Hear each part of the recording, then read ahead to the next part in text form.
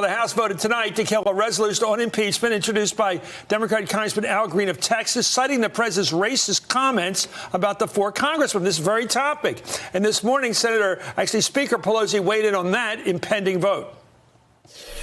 We have 6 committees that are working on following the facts in terms of any abuse of power, obstruction of justice, and the rest that the president may have engaged in. That is the serious path that we are on. Not that Mr. Green is not serious, but we'll deal with that on the floor.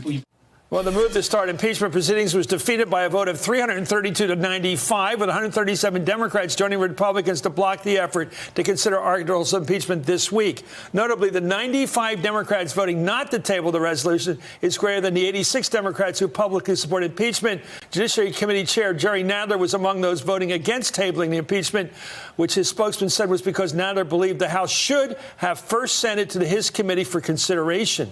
Well, President Trump reacted to the news after landing in North Carolina tonight. We have just received an overwhelming vote against impeachment, and that's the end of it. Let the Democrats now go back to work. Well, I'm afraid Friday the 13th is coming back on this guy. Freddy Krueger is not dead. I'm telling you, whatever you think of impeachment, it's not going away. But 95, Jeremy, is the high water mark. Yeah, it is. And of those who want impeached. I think the best description I've heard of this is that Nancy Pelosi and the Democratic leadership, for the most part, know that they want a wounded Trump, not a martyred Trump. An impeachment would give them a martyred Trump. And an acquitted Trump. And an acquitted Trump, exactly. A Trump who's still president. And it just doesn't make a whole lot of sense.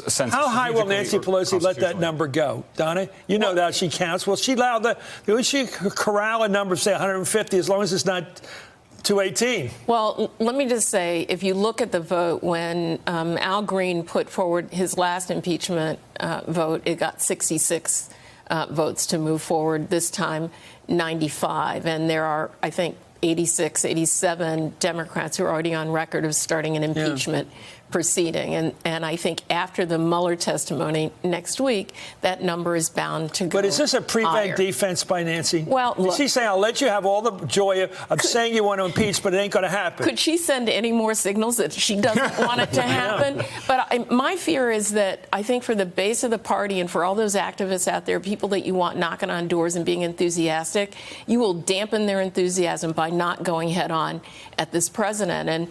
And besides that, it's about the Constitution. Is your point there should be impeachment? I believe there should be impeachment. How do you let this kind of lawlessness go? And if Michael is right and say, heaven forbid, he does win re-election, Democrats won't be able to do a single thing with him, because then he really will be able to say, you know what? The voters knew what they got, and I'm okay. I think that bad news. I appreciate the will and the sentiment among Democrats to impeach, but that is not the will nor the sentiment of the American people. Nancy Pelosi knows that. It is not a card she needs to play, because the votes aren't there for it outside of Capitol Hill, number one. Number two, what's the greater cause here?